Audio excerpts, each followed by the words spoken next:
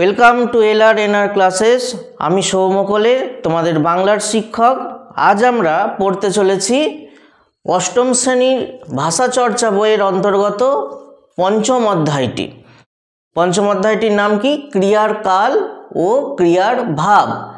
দেখো এখানে লেখা আছে পার্ট 1, অর্থাৎ আমাদের এই পঞ্চম অধ্যায় চ্যাপ্টারটা এতটাই আকার আয়তনেতে বড় যে এটাকে আমরা বেশ কিছু ভিডিওর মারফতেতে তোমাদের কাছেতে আলোচনা করব। তো আজকে তার প্রথম ভিডিও। তো এই ক্রিয়ার কাল ও ক্রিয়ার ভাব এটা বুঝতে গেলে আমাদের জানতে হবে তো কাল বা সময়টা কি। তো কাল মানেই হচ্ছে সময়, অর্থাৎ কালের একটা সমার্থক শব্দ হচ্ছে সময়। তো সময় কি? দুটি ঘটনার মধ্যবর্তী ব্যবধানকেই সময় বলে। অর্থাৎ যখন দুটো ঘটনার মধ্যে একটা ব্যবধান সৃষ্টি হয়, ধরা যাক এই যে তোমরা এই ভিডিওটা দেখছো, আমি যদি বলি এই ভিডিওটা দেখার আগে বেশ কিছুক্ষণ আগে তোমরা নেটটাকে অন করেছো, তাহলে সেই অনলাইন হওয়া থেকে এই ভিডিওটা দেখার আগে পর্যন্ত একটা দূরত্ব তৈরি হচ্ছে। আবার এই ভিডিওটা এখন চলছে, বেশ কিছুক্ষণ পরেতে গিয়ে শেষ হবে, অর্থাৎ এই শুরু থেকে শেষের মধ্যে একটা ব্যবধান তৈরি হচ্ছে। এটাই হচ্ছে একটা সময়। দেখা যাচ্ছে ভিডিওটা শুরু হলো এবং হয়তো আধা ঘন্টা পর বা 30 মিনিট পরেতে গিয়ে শেষ হচ্ছে। এই যে মধ্যবর্তী ব্যবধান, এটাই হচ্ছে সময়। সকালবেলা থেকে উঠে আমাদের রাতেতে শুতে যাওয়া পর্যন্ত একটার পর একটা কাজ একটা নির্দিষ্ট ব্যবধান অন্তর অন্তর হয়। কোনো ব্যবধানটা কখনো খুবই কাছাকাছি থাকে বা কখনো খুবই দূরেতে থাকে। এই নিয়েই সময় তৈরি হয়। অর্থাৎ স্পষ্টই বোঝা যাচ্ছে যে দুটি ঘটনার বা দুটি কাজের ব্যবধানকেই সময় বলা হয়। আপাতভাবে মনে হতে পারে যে হয়তো এমনভাবে আমরা মাঝে মাঝে প্রশ্ন করি যে এই ব্যবধানটা বুঝতে পারি না বা ব্যবধানটা জিজ্ঞাসা করা হচ্ছে কি না আদেও আমরা জানতে পারি না। যেমন ধরো আমরা যদি বলি তোমাদের সেকেন্ড ইউনিট টেস্ট পরীক্ষা কবে, তাহলে এই প্রশ্নটার মানেটা কি? যে সেকেন্ড ইউনিট টেস্ট বা দ্বিতীয় পর্যায়ক্রমিক মূল্যায়ন কবে? প্রশ্নটার মানে হলো আজ থেকে কবে। অর্থাৎ তুমি আজকে ভিডিওটা দেখছো, আজ থেকে কবে বা কতদিন পর। বা হয়তো তুমি বললাম যে তুমি এরপরে কবে স্কুলে যাবে, অর্থাৎ তুমি আজকে ভিডিওটা দেখছো মানে আজ থেকে বা আজ থেকে স্টার্ট হচ্ছে ব্যবধানটা শুরু করা, আজ থেকে কতদিন পর বা কবে বা কত ঘন্টা পর পুনরায় স্কুলে যাবে। অর্থাৎ আপাত দৃষ্টিতে যখন মনে হয় যে ব্যবধানটা নেই, তা সত্ত্বেও কিন্তু পরোক্ষভাবে রয়ে যায়। আমরা যদি প্রশ্ন করি যে তোমাদের জন্ম তারিখ কত বা তোমার বয়স কত, তাহলে তোমার বয়স কত যখন তোমরা বলতে যাও যে আমার বয়স এত, তার সেই গণনাটা শুরু হচ্ছে কবে থেকে? আজ থেকে। আজ থেকে আমার বয়স এত বছর।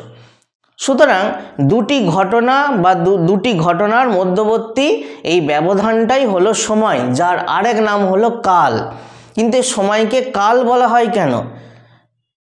সময়কে কাল বলা হয় কারণ সময় সব কিছুকে কলন বা গ্রাস করে বলে সময়ের আরেক নাম কাল। সময় গ্রাস করে বা কলন করে, অর্থাৎ খেয়ে নেয়। কথাটার অর্থ কি? আসলে আমরা সবাই সময়ের মধ্যে ভেসে চলেছি। আমরা কেন, এই বিশ্বের প্রত্যেকটা অণু পরমাণু থেকে শুরু করে জীবাণু, কীটপতঙ্গ, পশু পাখি, উদ্ভিদ সব কিছু সময়হীন কোনো কিছুর অস্তিত্ব নেই। এমনকি পৃথিবীর শুরু হওয়া থেকে বা পৃথিবীর তৈরি হওয়া বা পৃথিবীর গঠন কার্য শুরু হওয়া থেকেও সময়ের স্রোতেতে ভেসে চলেছে। পৃথিবী গঠন হওয়ার আগে থেকেই সময় শুরু হয়েছে। এই সময় যে শুরু হয়েছে কবে থেকে তা আমাদের জানা নেই। এই সময়ের শেষ কোথায় সেটাও আমাদের জানা নেই। শুধু আমাদের জানা আছে যে এই যে অনাদি সময় শুরু, অনাদি থেকে অনিশ্চিত ভবিষ্যতের এই যে সময়ের গতিপ্রবাহ, এখানে আমরা বা আমাদের এই জন্মটা যেন একটা ক্ষণিকের বুদবুদের মতন। একটা সমুদ্রেতে বা একটা মহাসাগরেতে যেমন একটা বুদবুদের নেহাতে একটা তুচ্ছ, সেই বুদবুদটা ফেটে গেলে সেই অতল জলরাশির সঙ্গে কিভাবে যে মিশে যাবে আমরা জানি না। তেমনি এই সময়ের গতিপ্রবাহেতে আমরা যেন খুবই ক্ষণিকের এক যাত্রী, এবং এতটাই ক্ষণিক যে সেটাকে বিন্দু দিয়েও চিহ্নিত করা যায় না। অর্থাৎ বলতে চাইছি যে সব কিছুই সময়ের আবর্তে ভাসে। পৃথিবী শুরু আগে থেকে যদি সময় শুরু হয়ে যায়, তাহলে বলা যেতে পারে পৃথিবীর শুরু থেকে বা পৃথিবীর গঠন কার্য থেকে, তৈরি হওয়া থেকে, তো সময় তো আরও অনেক আগের। এবং পৃথিবীবাসী হিসাবে আমরাও সেই সময়ের সঙ্গে পাক খাচ্ছি।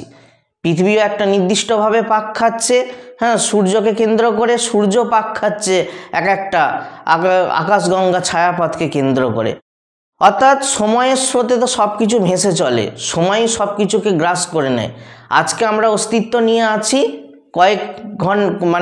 কয়েকদিন পর আমাদের অস্তিত্ব বিলুপ্ত হয়ে যাবে।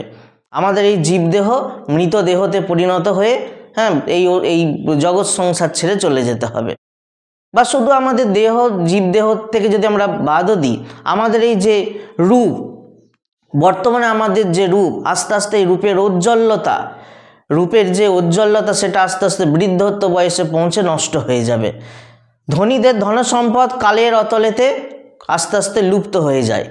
অর্থাৎ কিছুই চিরস্থায়ী নয়। সময় হচ্ছে সর্বাধিরাজ। সময় সব কিছুকে গ্রাস করতে থাকে। বর্তমানে কেউ হয়তো অত্যন্ত দুঃখেতে আছে, সময় তার সেই দুঃখটাকে গ্রাস করে নিয়ে তাকে হয়তো আবার সুখ দিতে পারে। আবার বর্তমানে কেউ হয়তো সুখেতে আছে, সময় তার সেই সুখকে আস্তে আস্তে কেড়ে নিয়ে দুঃখের সমুদ্রে ফেলতে পারে। বর্তমানে কেউ হয়তো ঐশ্বর্য সম্পদেতে মেতে আছে বা ডুবে আছে, সময় আস্তে আস্তে তার ঐশ্বর্য সম্পদকে খইয়ে দিয়ে তাকে পথের ভিখিরি করে দিতে পারে। আবার কেউ হয়তো অভাব অনটনের মধ্য দিয়ে কাটাচ্ছে, সময় আস্তে আস্তে তাকে রাজাধিরাজও করে তুলতে পারে। অর্থাৎ সময়ের কাছে সবাই জব্দ, এবং সময়ের কাছে জব্দ বলেই আমাদের দেবদেবীরা সে অমৃত প্রাণ করে অমর হতে চেয়েছিলেন। এবং সেই অমর হতে চাইতে গিয়েই আমাদের সমুদ্র মন্থন এবং তারপরেতেই অসুরদের সঙ্গে দেবতাদের যুদ্ধ, এসবই আমাদের পুরাণের ঘটনা। মোট কথা, সময় সব কিছুকে গ্রাস করে নিচ্ছে বলেই বা নষ্ট করে দিচ্ছে বলেই সময়ের আরেক নাম হচ্ছে কাল।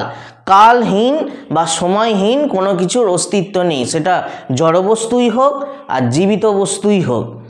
সময়ের মধ্য দিয়ে সব কিছুকেই শেষ হয়ে যেতে হয়। একটা জড়বস্তু আস্তে আস্তে ক্ষয়ে যায় সময়ের মধ্য দিয়ে, তো সেখানে সজীব বস্তু তো অনেক দূরের কথা। সজীব বস্তুর প্রাণ আছে, কাজেই তারও আস্তে আস্তে শেষ হয়ে যাবে। তাই সময় সব কিছুকে কলন বা গ্রাস করে বলেই সময়ের আরেক নাম হচ্ছে কাল। এবার এই যে এই অতল সময়, কবে থেকে সময় শুরু হয়েছে আমাদের জানা নেই, এর শেষ কবে সেটাও জানা নেই। এই যে অনন্ত সময়ের গতিপ্রবাহ, এই গতিপ্রবাহতে আমরা অর্থাৎ আমাদের সাধারণ মানুষ একটা বিন্দু তুল্য, বা বলা যেতে পারে এই অনন্ত সময় প্রবাহে আমাদের জীবনটা, আমাদের আয়ুটা একটা বিন্দু দিয়ে চিহ্নিত করতে গেলেও হয়তো বেশি বড় বলে দেওয়া যাবে। তবুও আমাদের যেটুকুনি আয়ু, এই আয়ুর মধ্যেই আমরা এই মানুষ হিসাবে কাজ করে চলেছি। এমন কোনো মানুষ নেই যে কর্মহীন, যে একেবারে অলস কুটে সারাদিন ঘুমিয়ে বসে কাটায়। তার সেই ঘুমানোটাও বলা যেতে পারে একটা কাজ। যে সবসময় ভেবে আলাপড়ে যায়, ভাবুক প্রকৃতির, কোনো কিছু কাজকর্ম করে না কেউ বা ঘুমায় না, সবসময় খালি ভাবে, তার ভাবাটাও একটা কাজ।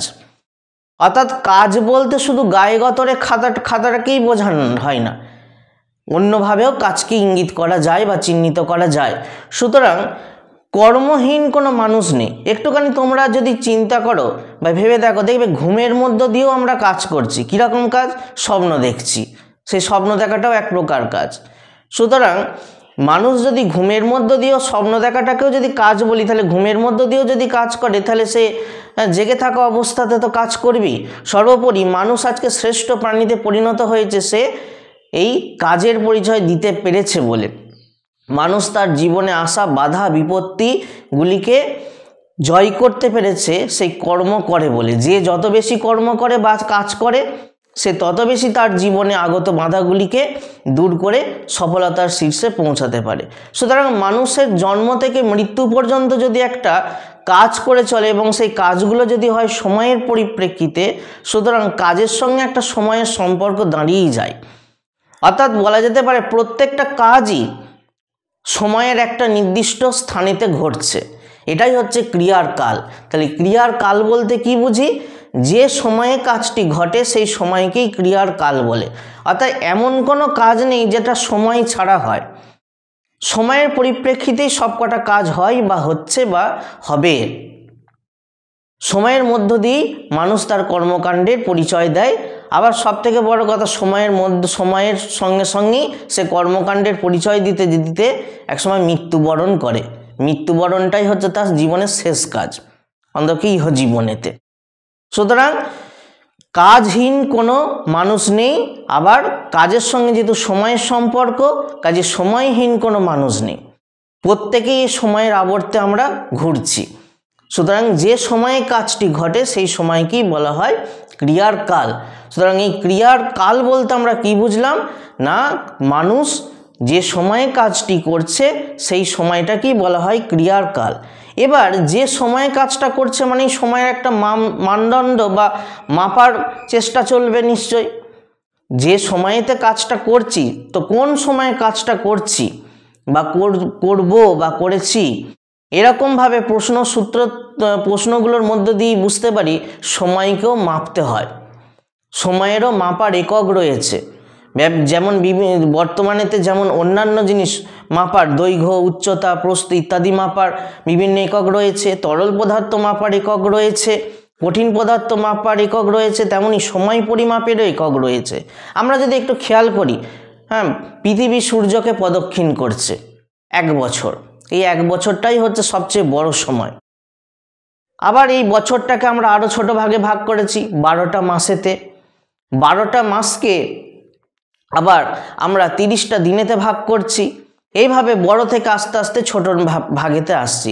বছর থেকে মাস, মাস থেকে পক্ষ 15 দিনেতে 1 পক্ষ, পক্ষ থেকেতে বা বলা যেতে পারে দিন। আবার দিনটাকে আমরা ভাগ করছি 24 ঘন্টা, ঘন্টাকে আমরা ভাগ করছি মিনিটেতে, মিনিটকে ভাগ করছি সেকেন্ডে, সেকেন্ডকে ন্যানো সেকেন্ড, আরও অনেক ছোট ছোট ভাগে ভাগ করছি। সুতরাং সময় পরিমাপের একক এইভাবেই কিন্তু বড় থেকে ছোটতে বা ছোট থেকে বড়তে যায়। বছর থেকে শুরু করে একবারে সেকেন্ডেতে চলে আসতে পারে। আবার এ তো গেল বৈজ্ঞানিক ব্যাখ্যা বা বৈজ্ঞানিকভাবে সময়কে মাপার পদ্ধতি।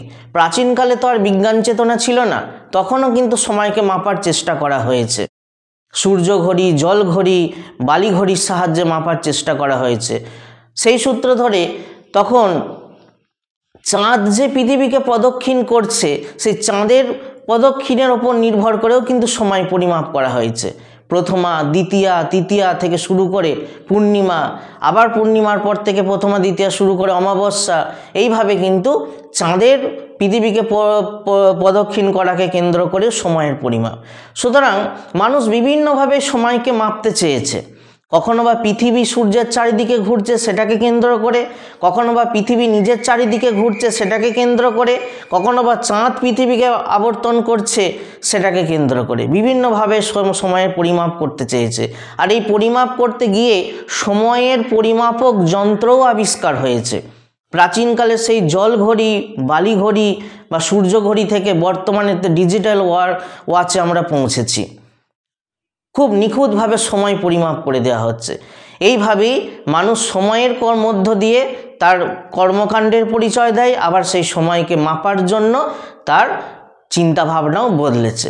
সুতরাং সময়কে যেহেতু পরিমাপ করতে হয়, অর্থাৎ একটা কাজ ঠিক কোন সময়টাতে ঘটছে সেটাকে জানানোর জন্য সময়ের যেহেতু পরিমাপ করতে হয়, তাই ক্রিয়ার কালেরও চলে আসে শ্রেণীবিভাগ। পরিমাপ করা মানে একটা শ্রেণীবিভাগ করা। নিশ্চয়ই 5 কেজি ময়দার সঙ্গে 10 কেজি ময়দার পার্থক্য আছে, বা 2 কেজি আলুর সঙ্গে নিশ্চয়ই 1 বস্তা আলুর পার্থক্য আছে। অর্থাৎ যেমন অন্যান্য পরিমাপের ক্ষেত্রে একটা পার্থক্য তৈরি হয়, তেমনি সময়ের পরিমাপের ক্ষেত্রে একটা পার্থক্য তৈরি হয়। আর এই পার্থক্যের পরিপ্রেক্ষিতে সময়ের একটা শ্রেণীবিভাগ চলে আসে। আমরা যদি লক্ষ্য করি দেখব যে কোনো কাজ হয় আগে ঘটেছে বা এখন ঘটছে বা পরে ঘটবে। যেমন তোমরা এখন ভিডিওটা দেখছো, আবার এই ভিডিওটা দেখার আগে নিশ্চয়ই তোমরা অনলাইন হয়েছিলে, অর্থাৎ কাজটা আগেই হয়ে গেছে। আবার এই ভিডিওটা দেখার পরেতে হয়তো তোমরা এই ভিডিওর গুরুত্বপূর্ণ অংশগুলো পরবর্তীকালে খাতাতে হয়তো নোট করলে, অর্থাৎ সেটা করবে পরে। অর্থাৎ যে কোনো কাজ সময়ের আবর্তেতে যে কোনো কাজ হয় আগে ঘটেছে বা বর্তমানে ঘটছে বা পরে হয়তো ঘটবে। দেখো আমরা ঠিক সেইভাবেই একটা রেখা টেনেছি, অর্থাৎ সময়ের আগে, অর্থাৎ বললাম যে সময় কবে থেকে শুরু হয়েছে আমরা জানি না, তাই সময়ের দুটো দিক হয়, একটা হচ্ছে আগে আর একটা হচ্ছে পরে। আমরা বর্তমানে আমাদের অবস্থানটা হচ্ছে ঠিক এই জায়গাতে, আমরা সবসময় অভিমুখে এগিয়ে চলেছি, মানে সামনের দিকে এগিয়ে চলেছি। কিন্তু অর্থাৎ মানুষ হয়তো জন্মগ্রহণ করলো ঠিক এই জায়গাটা, সময়ের একটা স্রোতের পথে এই জায়গাটাতে জন্মগ্রহণ করলো, জন্মগ্রহণ করে সে সবসময়তে সামনের দিকে এগিয়ে যায়, পিছনের দিকে নয়। সে যখন থেকে জন্মগ্রহণ করলো সেখান থেকে তার সময় পরিমাপ শুরু হলো, তার জীবনে সময় পরিমাপ শুরু হলো।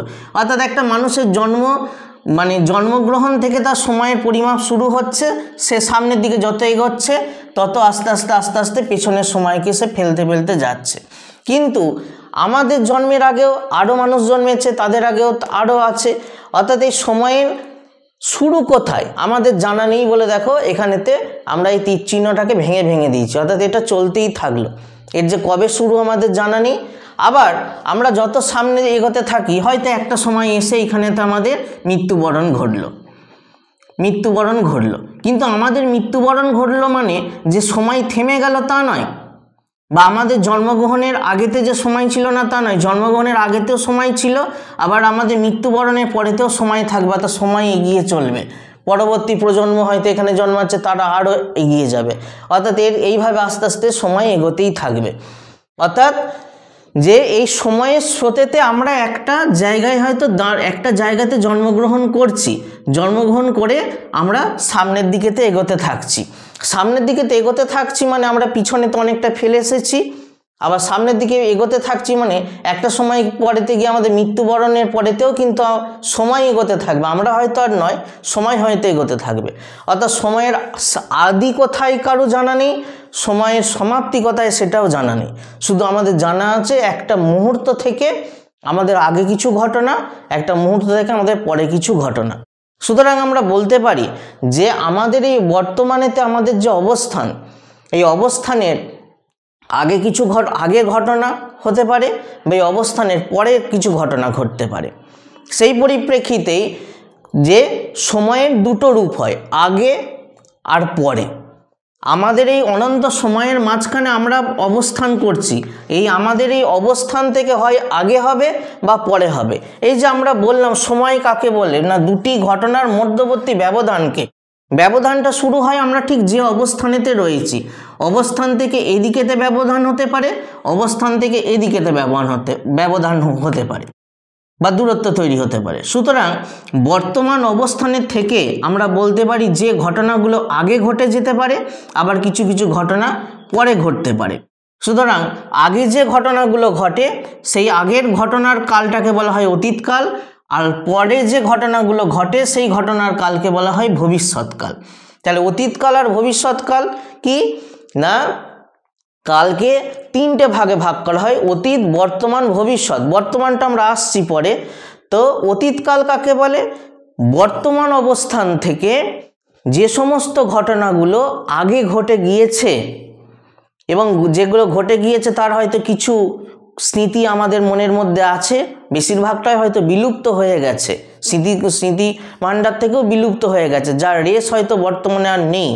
সেই সমস্ত ঘটনাগুলো যে কালেতে বা যে সময়ে ঘটেছিল তাকেই বলা হয় অতীতকাল। আর পরবর্তীকালেতে যে ঘটনাগুলো ঘটবে সুনিশ্চিতভাবে তাকে বলা হয় সেই ভবিষ্যৎকাল। তার অতীতকাল মানে হলো আমাদের বর্তমান অবস্থান থেকে যে সমস্ত কাজগুলো পূর্বে ঘটেছে, সেই পূর্বে যে সময়েতে ঘটেছে সেটাকে বলা হয় ক্রিয়ার অতীতকাল। আর বর্তমান অবস্থান থেকে যে সমস্ত কাজগুলো পরবর্তীকালে ঘটবে, ঠিক যে সময়টাতে ঘটবে সেই সময়টাকে বলা হয় ভবিষ্যৎকাল। তো অতীত মানে আগে, ভবিষ্যৎ মানে হচ্ছে পরে। কিন্তু এই বর্তমানটা কি, বর্তমানটা মানে হচ্ছে আমি ঠিক যে জায়গাটাতে দাঁড়িয়ে রয়েছি, অর্থাৎ এই যে এখন ভিডিওটা দেখছো তোমরা, এটাই হচ্ছে বর্তমান, তোমরা এখন ভিডিওটা দেখছো। কিন্তু একটা খেয়াল করে দেখো, সত্যিই কি বর্তমানকাল থাকে? এই যে ভিডিওটা তোমরা দেখছো, মোটামুটিভাবে 5-10 মিনিট আগে ভিডিওটা শুরু হয়েছে, তোমার কাছে ওই 5-10 মিনিট আগের কাজটাও কিন্তু অতীতেতে হয়ে গেছে। এই যে তুমি এখন দেখছো, আমি যদি এই সময়তে যদি তোমাদের ঘড়িতে আমি ধরে নিলাম যে 10টা 20 বাজছে, হয়তো 10টা 20 বাজছে, তো 10টা 20 বাজছে, ভিডিওটা শেষ হতে হয়তো আরও 20-25 মিনিট এগিয়ে যাবে। তো তখন এই 10টা 20টাও কিন্তু অতীত হয়ে যাবে। অর্থাৎ বর্তমান বলে আদৌ কি কোনো কাল আছে, এটাই আমাদের প্রশ্ন। এই যে আমরা নিঃশ্বাস নিচ্ছি, এই প্রথম নিঃশ্বাস নিলাম, তারপরে দ্বিতীয় নিঃশ্বাস নিলাম, দেখো প্রথম নিঃশ্বাসটা অতীত হয়ে গেছে। তাহলে আসলে বর্তমান কাল বলে হয়তো কোনো কালকে একটা আমরা ধরে নিই, বর্তমান বলে আমরা বিষয়টাকে ধরে নিই, আদৌ কিন্তু বর্তমানের অস্তিত্ব নেই। এই মুহূর্তে যেটাকে বর্তমান বলছি, একটা নিঃশ্বাস ফেলার পর সেই বর্তমানটা আবার অতীতের গহ্বরেতে তলিয়ে গেল। তাহলে কোথায় বর্তমান? যার একটা নির্দিষ্ট কোনো স্থিরতা নেই, তাহলে কোথায় সেই বর্তমান? একটা যার স্থির চেতনা আছে বা একটা যার স্থিরতা আছে, তাকেই তো আমরা বর্তমান তাকেই আমরা ধরবো একটা সময় হিসাবে। কিন্তু বর্তমানের তো স্থিরতাই নেই, নিমেষের মধ্যে সে অতীতের গহ্বরেতে তলিয়ে যাচ্ছে। অর্থাৎ বর্তমান হিসাবে আমরা যাকে কল্পনা করে নিচ্ছি, সে যত এগোতে থাকছে তত সে তার পিছনের অংশটা তত যেন অতীতের গহ্বরেতে তলিয়ে গেল। সুতরাং বলা যেতে পারে বর্তমান নামক এই ধারণাটা আমাদের সম্পূর্ণত একটা কাল্পনিক ধারণা। আমাদের একটা এই যে ব্যবধান, দুটি ঘটনার মধ্যবর্তী ব্যবধান, এই ব্যবধানের শুরুটা হয় বর্তমান থেকে। অর্থাৎ ব্যবধানটা ঠিক মাপা হয়। আমরা যদি বলি যে এখান থেকে এখানে হয়তো 1 কিলোমিটার, এখানে হয়তো 5 কিলোমিটার, তাহলে আমি তোমাদের হয়তো বললাম যে এখান থেকে এতটা দূরত্ব কত, তোমরা বললে এখান থেকে এত দূরত্ব হচ্ছে 5 কিলোমিটার। অর্থাৎ এই যে দূরত্বটা তুমি একটা জায়গা থেকে মাপা শুরু করছো, যে জায়গাটা থেকে মাপা শুরু করছো ঠিক সেটাই হচ্ছে বর্তমান। অর্থাৎ বর্তমানের একটা কাল্পনিক ধারণা এই কারণেই যে বর্তমানটা হচ্ছে শুধুই আমাদের কাছে কতটা আগে বা কতটা পরে এই ব্যবধানটাকে মাপার একটা সূচনা বিন্দু। বাকি বর্তমানের অস্তিত্ব সম্বন্ধে একটা সন্দিহান রয়ে যাচ্ছে, কারণ এর কোনো স্থিরতা নেই। বললাম অতীতে স্থিরতা আছে, ভবিষ্যতে স্থিরতা আছে, কিন্তু বর্তমানে স্থিরতা নেই। সুতরাং বর্তমান কাল, আমরা জানি ক্রিয়ার কাল 3 প্রকার, অতীত, বর্তমান, ভবিষ্যৎ, কিন্তু বর্তমান এতটাই ক্ষণস্থায়ী যে এটাকে ঠিক কালের একটা নির্দিষ্ট কাল হিসাবে না ধরে আমরা বলতে পারি একটা সূচনা বিন্দু। দুটি ঘটনার মধ্যবর্তী ব্যবধানকে পরিমাপ করার একটা সূচনা বিন্দু হলো বর্তমান কাল। যাই হোক, তাহলে এই ক্রিয়ার কাল 3 প্রকার, অতীতকাল, বর্তমানকাল, ভবিষ্যৎকাল। এদের পার্থক্য কোথায়? অতীত আর ভবিষ্যৎ হচ্ছে অন্তহীন, অর্থাৎ এদের কোনো শেষ নেই। এই যে আগে হতে হতে হতে হতে কত আগে, তোমরা এখন পড়ছো 8-এতে, 8-এর আগে 7, 7-এর আগে 6, 6-এর আগে 5, এইভাবে আস্তে আস্তে এগোতেই থাকবো। আবার একইভাবে বর্তমান এইখানটাকে আমরা যদি শুরু করি 2025 সাল, 2025-এর পর আমরা যদি ওদিকে এগোতে থাকি, 25-এর পর 26, 27, 28, 29, 30 এগোতেই থাকবো। তাহলে বর্তমান হচ্ছে, বর্তমানের সঙ্গে অতীত আর ভবিষ্যতের পার্থক্যটা কোথায়? না, বর্তমান হচ্ছে খুবই ক্ষণস্থায়ী, আর অতীত আর ভবিষ্যৎ হচ্ছে অন্তহীন। অন্তহীন মানে এদের শেষ নেই। আজকে আমরা 2025-এতে দাঁড়িয়ে আছি, 2025-এর আগে যদি অতীতের দিকে যাই 24, 24-এর আগে 23, 23-এর আগে 22, এইভাবে যেতেই থাকবো। আবার একইভাবে যদি আমরা পরেতে যাই 25-এর পর 26, 27, 28, 29, 30 এইভাবে যেতেই থাকবো। অর্থাৎ অতীত আর ভবিষ্যৎ এরা হলো অন্তহীন, এদের কোনো শেষ নেই।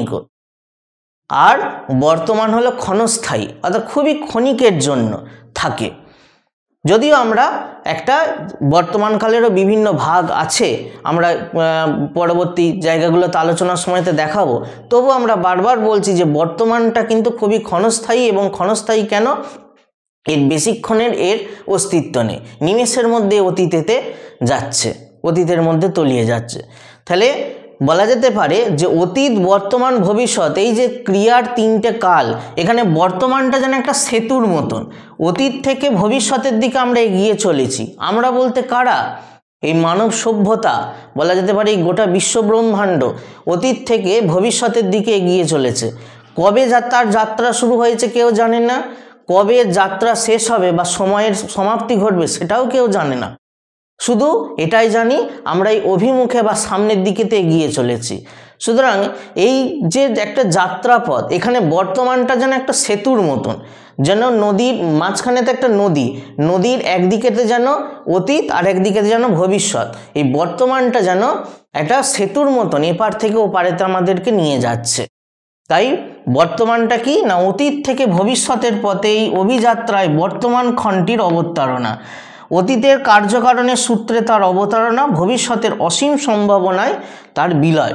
অর্থাৎ বর্তমানটা একটা সেতুর মতন, অতীত ঠিক যেভাবে কার্যকারণ সূত্রে আবদ্ধ থাকবে তার ওপরেতে বর্তমান নির্ভর করে, আবার এই বর্তমানের ওপরেতে ভবিষ্যৎ নির্ভর করে। যেমন আমি ঠিক এখন যেমন পড়াশোনা করব, মানে আমি এর আগেতে যেমন পড়াশোনা করেছি তার ফলাফল আমি এখন পাবো। অর্থাৎ ফার্স্ট ইউনিট টেস্টের আগেতে তোমরা ঠিক যেমনটি পড়াশোনা করেছিলে রেজাল্টে তার ফলাফল পাবে। আবার এখন যেমন পড়াশোনা করবে ভবিষ্যতেতে আবার পরবর্তী ইউনিট টেস্টগুলোতে তোমরা নাম্বারটা সেইভাবেই পাবে।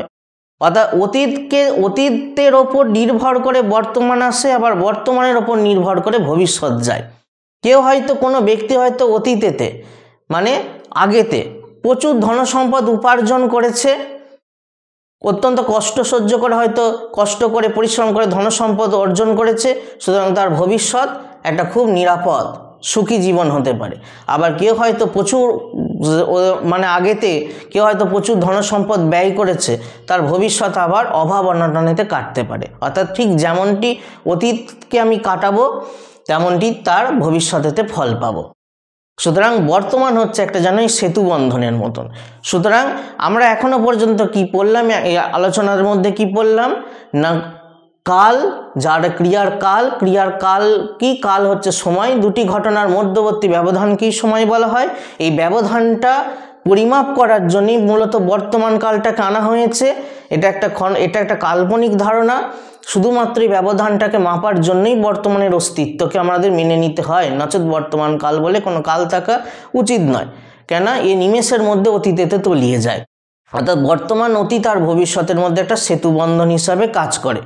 আর যেহেতু আমরা এই সময়ের আবর্তে ভেসে চলেছি, সময় সব কিছুকে গ্রাস করে বলেই সময়ের আরেক নাম হচ্ছে কাল। তো এই সময়ের পরিপ্রেক্ষিতেই আমাদের মানব জীবনের কর্মকাণ্ডগুলো অনুষ্ঠিত হয়।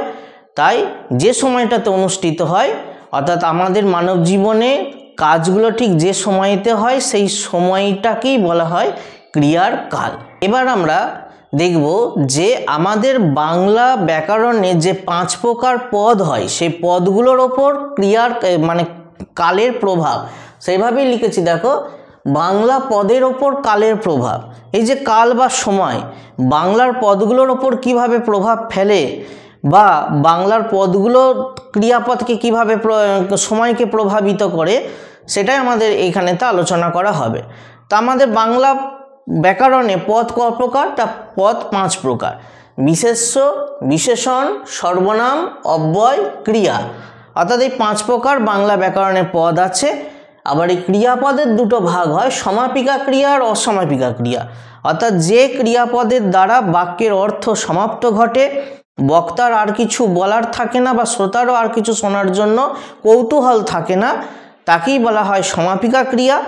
আর যে ক্রিয়াপদ বাক্যের অর্থকে সমাপ্ত করতে পারে না, বক্তার এখনো কিছু বলার থাকে বা শ্রোতারও এখনো কিছু শোনার কৌতূহল থেকে যায়, তাকেই বলা হয় অসমাপিকা ক্রিয়া। সুতরাং এই 5 প্রকার পদের ওপরেতে কাল বা সময় কিভাবে প্রভাব ফেলে সেটা আলোচনা করার জন্য আমরা একটা উদাহরণ নিয়ে নিই।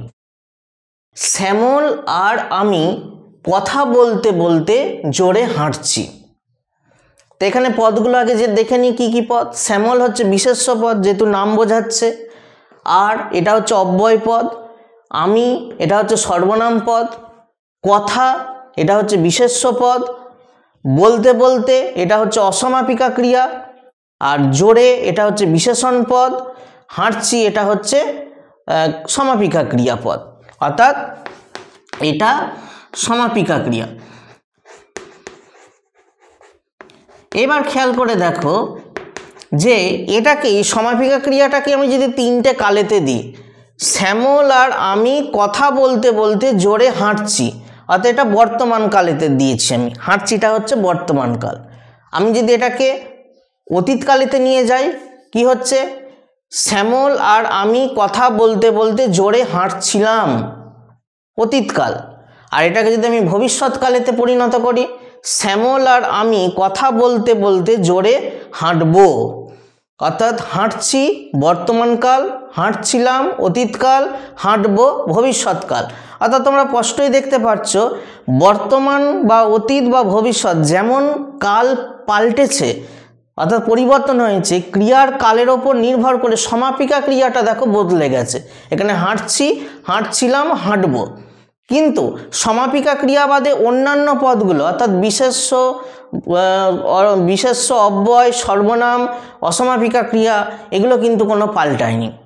অর্থাৎ আমরা বলতে পারি এই যে কাল বা সময় একমাত্র ক্রিয়াপদকেই প্রভাবিত করে মানে পাল্টে ফেলতে পারে। বাকি অন্য পদগুলো বিশেষ্য, বিশেষণ, সর্বনাম, অব্যয় এই 4 প্রকার পদকে এমনকি অসমাপিকা ক্রিয়াকেও বদলাতে পারে না বা এর ওপর প্রভাব ফেলতে পারে না। অর্থাৎ সেই জন্যই চ্যাপ্টারটার নাম দেখো ক্রিয়ার কাল, কখনোই অন্যান্য পদগুলোর নামেতে নাম করেনি, কিন্তু ক্রিয়ার কাল।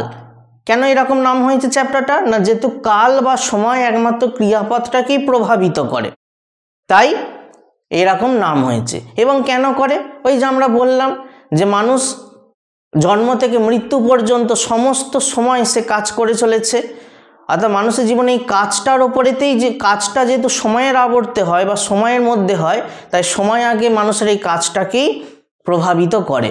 তাই একইভাবে বলা যেতে পারে সময় বা কাল ক্রিয়াপদের ওপরেতেই প্রভাব ফেলে, অন্য পদের ওপরেতে নয়।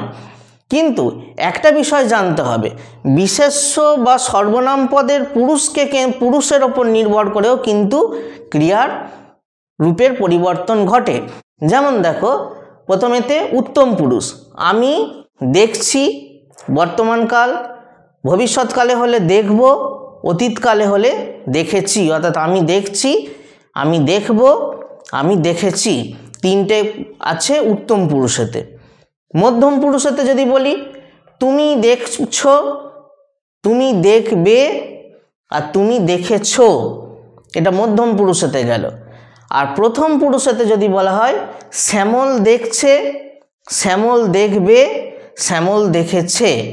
অর্থাৎ একটা বিষয় খেয়াল করে দেখো, আমি আর তুমি এটা হচ্ছে সর্বনাম পদ আর শ্যামলটা হচ্ছে বিশেষ্য পদ।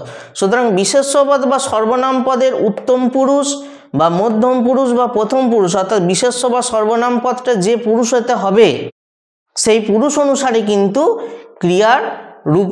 ক্রিয়াপদের রূপটা বদলে যাচ্ছে বিভিন্ন কালভেদে।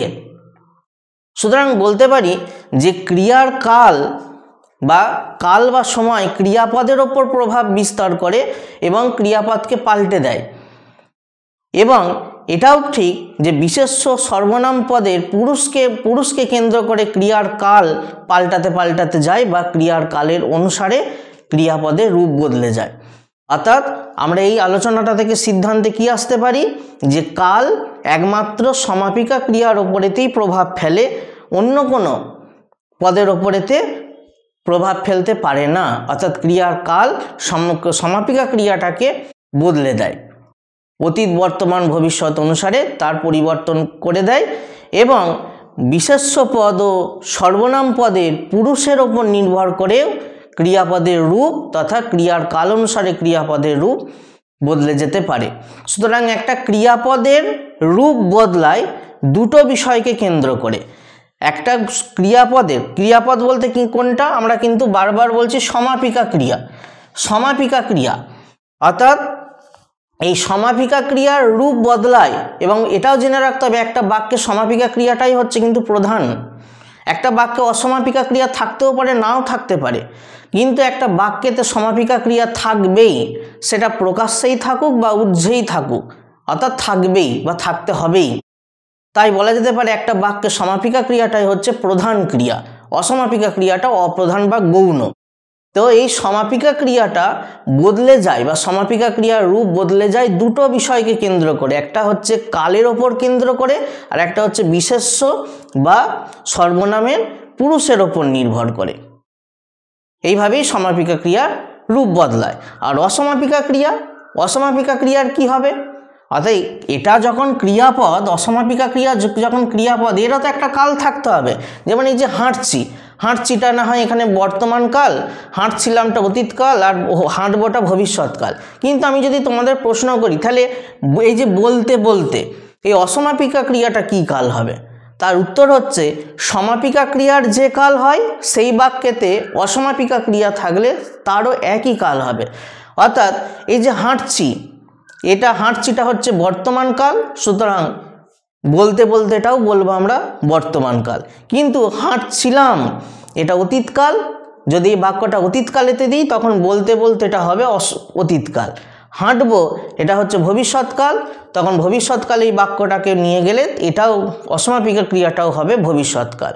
অর্থাৎ একটা বাক্যে সমাপিকা ক্রিয়া যে কালের হয়, যে কালেতে থাকে, ঠিক সেই কালেতেই অসমাপিকা ক্রিয়াটাকেও চিহ্নিত করতে হয়। অসমাপিকা ক্রিয়ার কোনো নির্দিষ্ট কাল নেই, সমাপিকা ক্রিয়ার যা কাল অসমাপিকা ক্রিয়ারও সেটাই কাল। সুতরাং তোমাদের যদি প্রশ্ন করা কোনো একটা হয়তো বাক্য দিয়ে দিল যেখানে একটা অসমাপিকা ক্রিয়া আছে, তোমাদের সমাপিকা ক্রিয়াটাকে না দিয়ে অসমাপিকা ক্রিয়াটা তলে আন্ডারলাইন করে দিল, দিয়ে হয়তো বললো যে এটা কোন কাল বলো, তখন তোমরা দেখবে সমাপিকা ক্রিয়াটা যে কালেতে থাকবে সেটাই হয়ে যাবে অসমাপিকা ক্রিয়ার কাল। তো আমরা এই হলো ক্রিয়ার কালের একটা সাধারণ ধারণা। এই আজকের আলোচনাতে তাহলে আমাদের মূলত বিভিন্ন শর্ট প্রশ্ন দিক থেকে আমরা আলোচনা করলাম।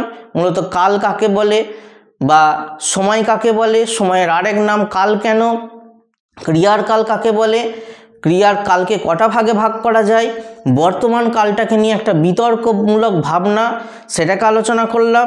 এবং আমাদের এই বাংলাতে 5 প্রকার পদের ওপর ক্রিয়ার কাল বা কাল কিভাবে প্রভাব ফেলে এবং সমাপিকা ক্রিয়াটা কাল অনুসারে এবং পুরুষ অনুসারে কিভাবে রূপ বদল ঘটে সেটাকে আলোচনা হলো। এবং অসমাপিকা ক্রিয়ার কালটি কিভাবে নির্ণয় করব সেগুলোকে আলোচনা করা হলো। তো আজকের ভিডিওটা আমাদের এই বিষয়টা নিয়ে, অর্থাৎ ক্রিয়ার কালের একটা সাধারণ ধারণা সম্বন্ধে আমাদের এই ভিডিওটা। কেমন লাগলো তোমাদের এই ভিডিওটা তা তোমরা জানিও, ভালো লাগলে লাইক করো এবং এই ভিডিওটার উপর যদি তোমাদের কোনো প্রশ্ন থাকে বা জিজ্ঞাসা থাকে তা তোমরা কমেন্ট বক্সে লিখো, আমরা উত্তর দেব। এবং এই ভিডিওটার উপরেতে তোমাদের এমসিকিউ বা 1 নম্বরের এসএকিউ প্রশ্ন প্রয়োজন পড়লে তোমরা আমাদের ওয়েবসাইট থেকে ডাউনলোড করে নাও। এই ক্রিয়ার কালের ওপর ভিডিও নিয়ে দেখা হচ্ছে আমাদের পরের ভিডিওতে।